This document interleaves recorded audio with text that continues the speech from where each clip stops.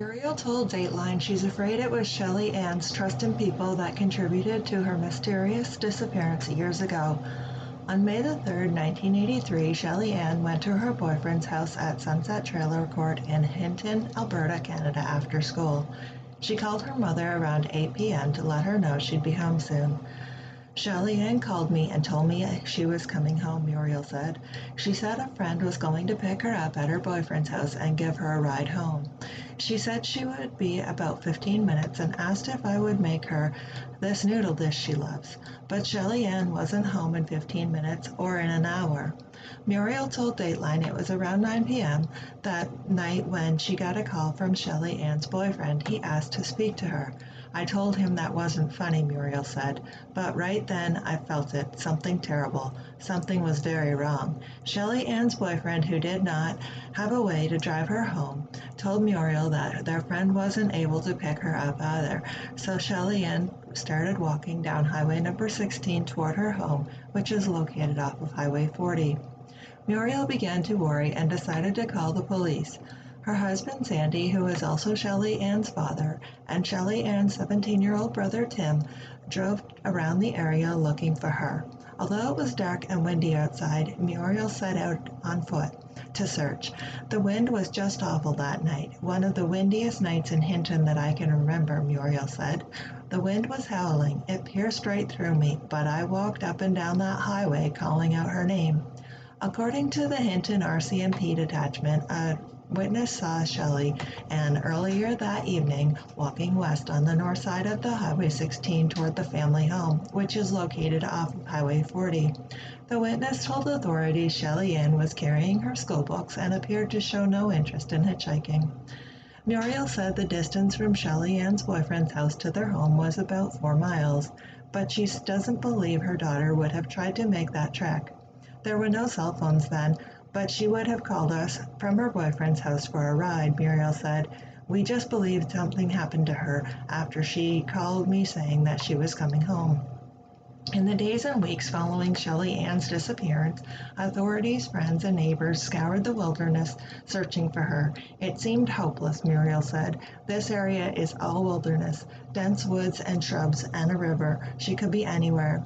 A few days later, some of Shelley-Anne's personal belongings were found about 3 miles from her home. A jacket, a bra, pantyhose, a student union card, and a library book that had been checked out that day were all discovered along Highway number 40 near the Athabasca River, but there was no sign of Shelley-Anne.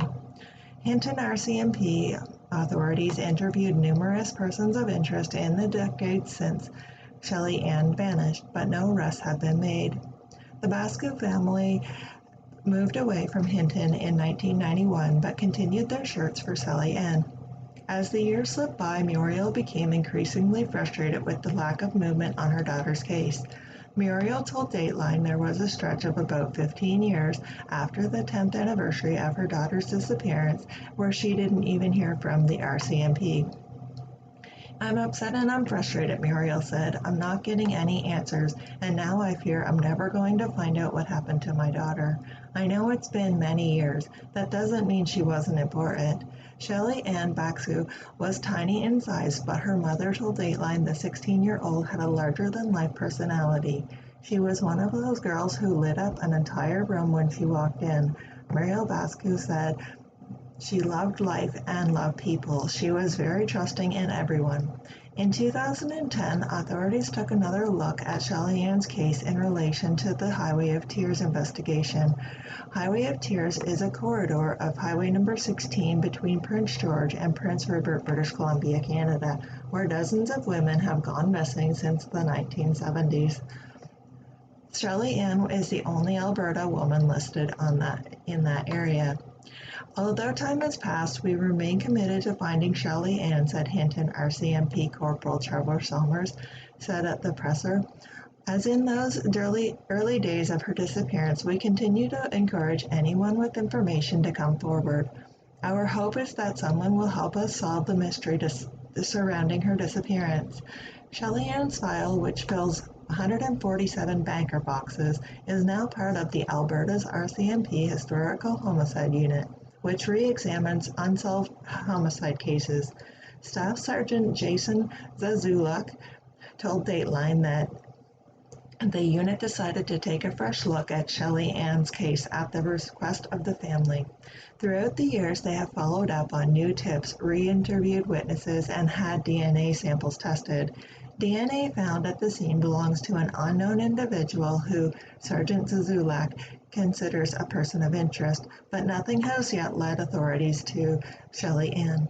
Given the personal effects that were found and the passage of time that has passed, we're unfortunately confident that Shelley-Anne was possibly a victim of foul play, Zazulak said. Now we're focusing on finding closure for Muriel and her family.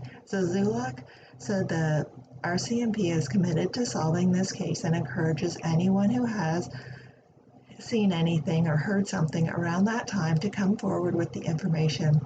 We never close cases, no matter how old, until we find the answers needed, Sergeant Zazulak said.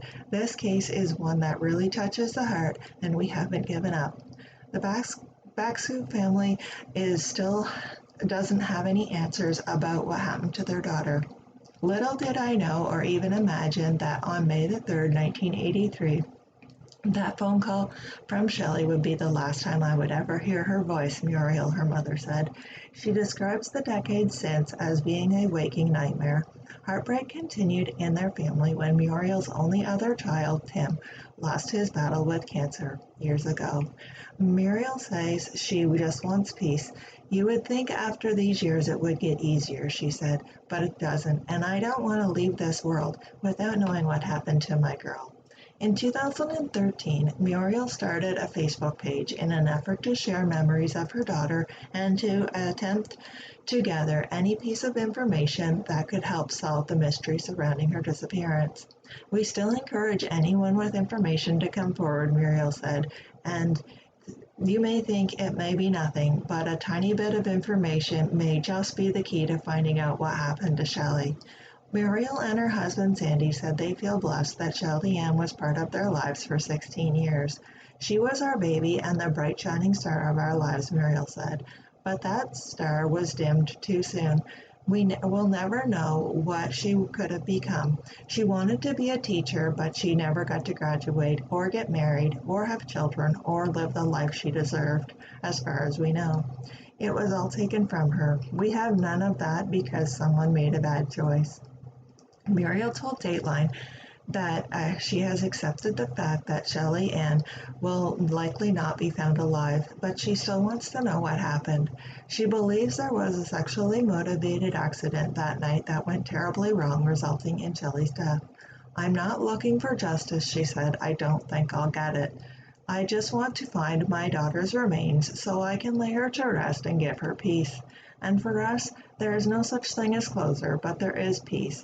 All we want is peace. At the time of her disappearance, Shelley-Anne was 4 feet 11 inches tall and weighed between 80 and 90 pounds approximately.